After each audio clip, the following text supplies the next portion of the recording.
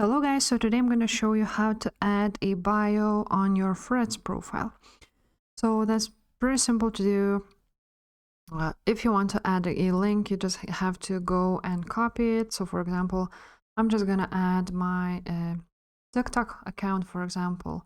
I'm just going to copy the link and go back to Threads. Now I'm just going to click edit profile.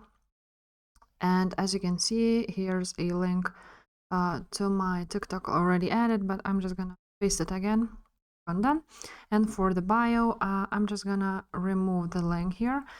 And yeah, I'm just gonna write down bio, subscribe, TikTok.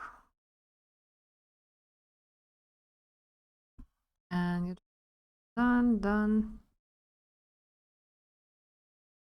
And yeah, that's how it looks like, the bio on Threads. And if this video was helpful, guys, please leave a like and subscribe to this channel, and I will see you next time. Bye.